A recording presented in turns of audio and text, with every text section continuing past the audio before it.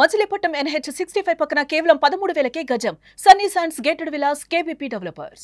అమరావతిలో government complex, iconic bridge, ఆ తర్వాత బెస్ట్ పాయింట్ ఏది కాబోతుంది? ఈ చర్చ అందరిలోనూ ఆసక్తి రేకెత్తిస్తుంది. అయితే ఇప్పుడు గత కొద్ది రోజులుగా ఆంధ్రప్రదేశ్ ప్రభుత్వం వేస్తున్నటువంటి అడుగులు, మరీ ముఖ్యంగా SPV స్పెషల్ పర్పస్ వెహికల్ పేరిట కొన్ని ముఖ్యమైనటువంటి ప్రాజెక్టుల్ని అందులో భాగం చేయడం, ఇటీవలే NTR స్టాట్యూ నిర్మాణానికి సంబంధించి RFP అంటే రిక్వెస్ట్ ఫర్ ప్రపోజల్ని కాల్ ఫర్ చేయడం అనేది ఆసక్తికరంగా మారింది. రాబోయేటువంటి రోజుల్లో గవర్నమెంట్ కాంప్లెక్స్, ఐకానిక్ బ్రిడ్జ్ల తర్వాత NTR స్టాట్యూ ఒక అతి పెద్ద అట్రాక్షన్ కింద మారబోతుంది. అది ఎలాగో వివరించే ప్రయత్నం చేస్తాను. అమరావతిలో డిజైన్ చేసే అమరావతి మాస్టర్ ప్లాన్ చూస్తే కనుక మనకి ఈ ప్లానింగ్లోనే ఒక క్లారిటీ వస్తుంది. ఈ ప్లానింగ్ క్లారిటీలో తెలుసుకోవాల్సినటువంటి రెండు విషయాలు ఏంటంటే, ఇటువైపు కృష్ణా నది తీరాన ఈ కోస్టల్ బెల్ట్ మొత్తాన్ని కూడా ఒక అద్భుతమైన రిక్రియేషన్ జోన్గా ఎలా అయితే డిజైన్ చేయాలని చెప్పని రాష్ట్ర ప్రభుత్వం భావించిందో, అదే తరహాలో ఇటు సైడ్ ఉన్నటువంటి దక్షిణ భాగంలో కూడా ఇటువైపు ఎయిర్పోర్ట్ వస్తుందని చెప్పని ఒక అంచనా ఉంది. ఇంకా క్లారిటీ రాలేదు. బట్ అమరావతి మాస్టర్ ప్లాన్లో భాగంగా వచ్చినటువంటి ఈ దక్షిణ భాగంలో నీరుకొండ దగ్గర ఏర్పడినటువంటి, అది సహజ సిద్ధమైనటువంటి సరస్సు కూడా కాదు, మ్యాన్ మేడ్ సరస్సు కిందే దాన్ని చెప్తారు. అక్కడ ఏర్పడినటువంటి ఒక కొండ పైన 300 అడుగుల ఎత్తులో ఉన్నటువంటి కొండపైన మరొక 300 అడుగుల ఎత్తులో NTR స్టాట్యూ.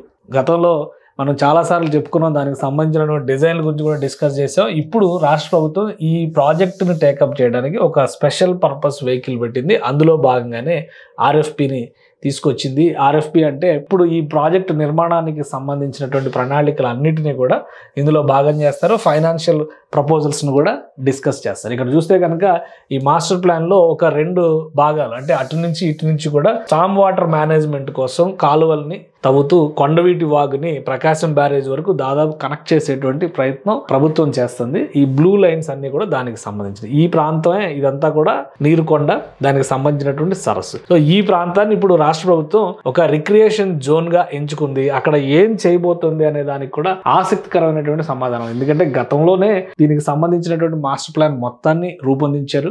కానీ అమలు చేసేటువంటి క్రమంలో 2019లో ప్రభుత్వం మారడం, ప్రణాళికలన్నీ తలకిందులవడం, అమరావతి అటకెక్కడం అన్ని వరుసగా జరిగిపోయింది. ఇప్పుడు ఎన్టీ రామారావుకు సంబంధించి ఆ రోజు అనుకున్నటువంటి ప్రణాళికనే మరోసారి దుమ్ము దులిపి RFPకి రాష్ట్ర ప్రభుత్వం కాల్ ఫర్ చేసింది.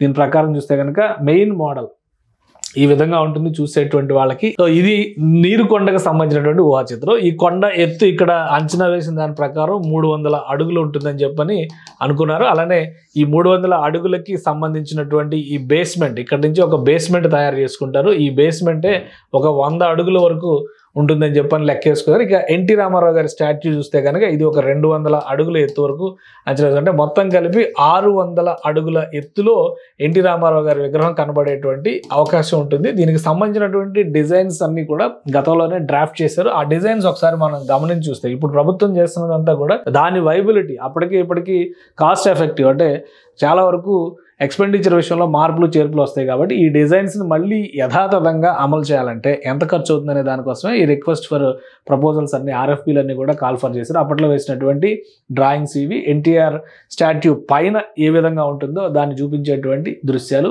ఓవరాల్ ఏరియల్ వ్యూ అనమాట. NTR స్టాట్యూ దగ్గర నుంచి చూస్తే అమరావతి ఏ విధంగా కనబడుతుంది, ఎందుకంటే ఇది అమరావతికి అభిముఖంగా చేసినటువంటి డిజైన్. మనం ఒకసారి మాస్టర్ ప్లాన్లో చూస్తే కనుక ఇది ప్రపంచంలోనే ఉన్నటువంటి అనేక ఎత్తైనటువంటి స్టాట్యూస్ లిస్టుని కనుక చూసినా, దేశంలో ఉన్నటువంటి ఎత్తైనటువంటి విగ్రహాల జాబితాను చూసినా కానీ ఈ 600 అడుగుల ఎత్తులో ఉండేటువంటి విగ్రహం ఖచ్చితంగా టాప్ లిస్ట్లో నిలిచేటువంటి ఒక మాన్యుమెంట్గా మారుతుందని చెప్పని రాష్ట్ర ప్రభుత్వం అప్పట్లోనే అంచనా వేసింది. దేశంలో అతిపెద్ద విగ్రహాలు స్టాట్యూ ఆఫ్ యూనిటీ కానీ, స్టాట్యూ ఆఫ్ తర్వాత ఇది ఛత్రపతి శివాజీ విగ్రహం కానీ, హైదరాబాద్లో నిర్మించినటువంటి 125 అడుగుల అంబేద్కర్ విగ్రహం కానీ, ఇవన్నిటిని కూడా కంపేర్ చేస్తూ ఆ రోజుల్లోనే చేసినటువంటి ప్రణాళిక ఇది.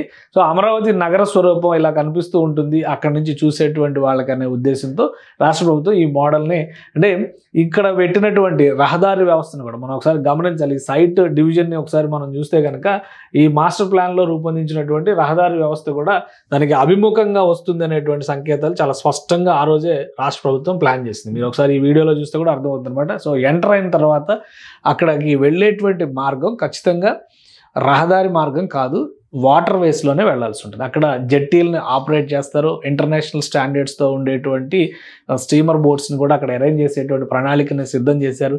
వాటితో పాటు వచ్చేటువంటి టూరిస్టులకి ఒక మధురమైనటువంటి అనుభూతి ఉండేలాగా తెలుగు జాతి సంస్కృతి, చరిత్ర, అలానే మన హాస్పిటాలిటీ, ఆతిథ్యం ఏ విధంగా ఇస్తాం వాటికి సంబంధించినటువంటి ప్రణాళికలను కూడా రూపొందించారు. ఒకసారి ఈ మ్యాప్ చూస్తే కనుక ఇక్కడ ఉండేటువంటి అట్రాక్షన్స్ లిస్ట్ ఆ రోజే రాష్ట్ర ప్రభుత్వం డిజైన్ చేసింది. ఇందులో వచ్చేటువంటి అట్రాక్షన్స్ విషయంలో మెయిన్ జెట్టి అంటే ల్యాండ్ అయ్యేటువంటి వాళ్ళందరూ కూడా బోట్స్లోనే ఉంటారు కాబట్టి జెట్టి టాప్ ప్రయారిటీ ఉంటుంది. అలానే ఫనిక్యులర్ స్టేషన్ అంటే డిఫరెంట్ రైల్వే స్టేషన్ అనమాట. ఇది రైల్ ట్రాక్ మీద వెళ్తుంది, కానీ ఎలా అంటే ఆ ట్రాక్ని ఒక లిఫ్ట్ తీసుకెళ్తున్నట్టుగా ఉంటుంది. దాని డిజైన్స్ కూడా ఇందులో ఉన్నాయి.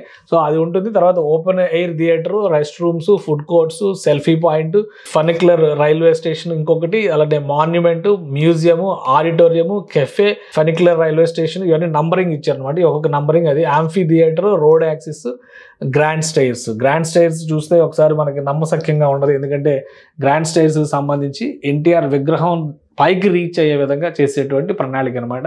సో ఒకసారి ఇలాగా బోట్లో వస్తే కనుక సముద్రంలో ప్రయాణం చేస్తున్నట్టుగా అనుభూతి కలుగుతుంది.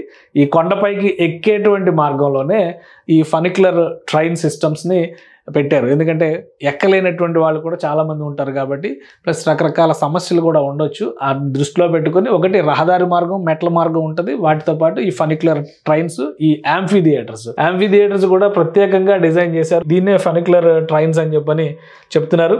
ఈ ట్రైన్ సిస్టమ్ చూస్తే కనుక ఇట్లా ఫ్లాట్గా ఉండదు, పైకి సర్ఫేస్ పైకి ఉంటుంది కాబట్టి ఈ తరహాలో వెళ్తారు. అది డైరెక్ట్గా స్టాట్యూకి బేస్మెంట్ దగ్గరికి మనల్ని తీసుకెళ్తుంది. అక్కడ చేసేటువంటి అట్రాక్షన్స్ అంటే పర్యాటక పరంగా ఆకర్షణీయంగా ఉండే విధంగా ఈ ప్రాంతం మొత్తాన్ని కూడా డిజైన్ చేస్తారు. సో దానికి సంబంధించినటువంటి ప్రణాళికలు ఉన్నాయి. ఇంకా ఇంటర్నల్ స్ట్రక్చర్స్లో కూడా చాలా ముఖ్యమైనటువంటి అంశాలు ఇందులో ఉన్నాయి. ఎన్టీ రామారావు గారికి సంబంధించిన చరిత్రను చెప్పే విధంగా ఒక మ్యూజియం తరహాలో, ఒక మాన్యుమెంట్ తరహాలో దీన్ని డిజైన్ చేసేటువంటి ప్రయత్నం రాష్ట్ర ప్రభుత్వం చేసింది కాబట్టి దానికి తగ్గట్టుగానే అందులో వసతులు కల్పించేటువంటి బాధ్యతను కూడా రాష్ట్ర ప్రభుత్వం తీసుకుంటుంది. ఆ ప్రణాళికను కూడా అప్పట్లోనే ఆవిష్కరించారు. ఒకసారి మనం దానిలో ఉన్నటువంటి డీటెయిల్స్ చూస్తే మొత్తం ఒక 6 అంతస్తుల బిల్డింగ్గా కనిపిస్తుంది. ఒక బిల్డింగ్ రూపంలో దీన్ని కనుక మనం గమనించి చూస్తే ఒక 6 అంతస్తుల బిల్డింగ్గా కనిపిస్తుంది.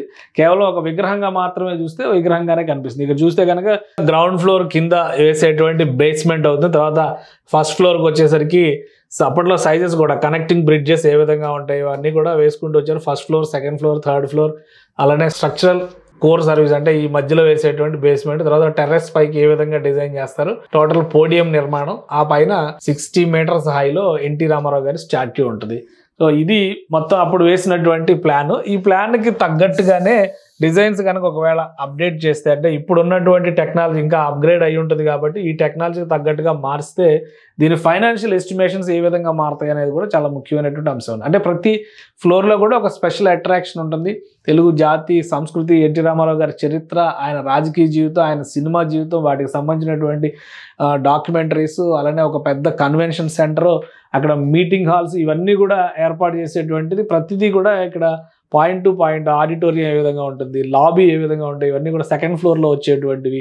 అలానే NTR's vision, role, national temporary art gallery, so ఇవన్నిటినీ కంపోజిట్ చేస్తూనే ఒక డిజైన్ని రూపొందించారు. కానీ ఇప్పుడు జరుగుతున్నటువంటి పరిణామం ఏంటంటే ఈ గత 5 ఏళ్లలో ఎక్స్పెండిచర్ పెరిగింది, ఎస్టిమేషన్స్ పెరిగినాయి. వీటిని ఏ విధంగా నిర్మించాలి ఇవన్నీ కూడా ముందు దృష్టిలో పెట్టుకొని రాష్ట్ర ప్రభుత్వం ఒక కీలకమైన నిర్ణయం తీసుకుంది. అదేంటంటే ఎస్పీవి అంటే స్పెషల్ పర్పస్ వెహికల్ కింద కొన్ని అంశాలను ఇందులో పొందుపరిచింది. వాటిలో ఒక 7-8 అంశాలు ఉన్నాయి. అందులో ఎన్టీ రామారావు గారి స్టాట్యూ, నీరుకొండలో ఎన్టీ రామారావు గారి స్టాట్యూ నిర్మాణం కూడా ఒకటి, ఇంకా ఐఆర్ఆర్ నిర్మాణం, అలానే ఐకానిక్ బ్రిడ్జ్ నిర్మాణం, అంతర్జాతీయ విమానాశ్రయం, అమరావతి అంతర్జాతీయ విమానాశ్రయం, ఇటువంటి అన్ని అంశాలని అందులో ఈ ఎస్పీవిలో పెట్టారు. ఆ ఎస్పీవిలో ఉన్నటువంటి కీలకమైనటువంటి అంశం కాబట్టి, ఎందుకంటే అంతా కూడా డ్రాఫ్ట్ వర్క్ జరిగిపోయి ఎగ్జిక్యూషన్ పార్ట్ పెండింగ్లో ఉన్నటువంటిది కాబట్టి ఇప్పుడు ఎన్టీఆర్ స్టాట్యూకి సంబంధించి ఆర్ఎఫ్పి కాల్ఫర్ చేసింది. ఇంట్రెస్ట్ ఉన్నటువంటి సంస్థల ప్రతిపాదనలు ఇందులో పార్టిసిపేట్ చేస్తారు. వాళ్ళు ఇచ్చేటువంటి ప్రతిపాదనల్ని ఏపీసీఆర్డీఏ పరిశీలిస్తుంది. వాటిని స్క్రూటినీ చేసిన తర్వాత రాష్ట్ర ప్రభుత్వ అనుమతితో నిర్మాణ ప్రక్రియకు కావాల్సినటువంటి ప్రణాళికని ఆవిష్కరిస్తుంది. కాబట్టి రాబోయేటువంటి రోజుల్లో మాస్టర్ ప్లాన్ గురించి పదే చెప్తూ వచ్చారు కాబట్టి మాస్టర్ ప్లాన్లో సెకండ్ పార్ట్ అంటే అవతలి పోర్షన్ అంతా రెడీగా ఉంది అనేటువంటి అభిప్రాయం వస్తుంది. కాబట్టి ఈ అవతలి పార్ట్లో ఉన్నటువంటి డిజైన్స్ ఏవైతే ఉన్నాయో వీటన్నిటిని ఇంటర్లింక్ చేస్తూ చేసేటువంటి ఒక ప్రణాళికని అతి త్వరలో రాష్ట్ర ప్రభుత్వం అమలు చేయబోతుంది. గవర్నమెంట్ కాంప్లెక్స్ ఇటు నుంచి మొదలైతే ఈ దక్షిణ పార్ట్ వరకు కూడా ఈ గవర్నమెంట్ కాంప్లెక్స్ కావాల్సినటువంటి ప్రణాళిక మొత్తాన్ని కూడా కంప్లీట్ చేసేటువంటి లక్ష్యంతో రాష్ట్ర ప్రభుత్వం ఉంది. ఇక్కడ ఐకానిక్ బ్రిడ్జ్ కి సంబంధించి కూడా ఆల్రెడీ RFP కాల్ ఫర్ చేసింది. ఇది కూడా స్పెషల్ పర్పస్ వెహికల్లో ఉంది కాబట్టి ఇటు గవర్నమెంట్ కాంప్లెక్స్ లో నిర్మాణం జరుగుతుంది, ఇటు నీరుకొండ బ్రిడ్జ్. అంటే ఈ స్ట్రెచ్ మొత్తం కూడా అమరావతిలో వచ్చేటువంటి వాళ్ళకి ఒక 2-3 ఏళ్ల తర్వాత ఒక అద్భుతమైనటువంటి అనుభూతినిచ్చేటువంటి అంతర్జాతీయ స్థాయి ప్రమాణాలతో ఉండేటువంటి ఒక నగరానికి సంబంధించిన బేర్ షెల్, ఒక ప్రణాళికను ఆవిష్కరించేటువంటి స్వరూపంగా ఇది మొత్తం మారేటువంటి అవకాశం కనిపిస్తుంది.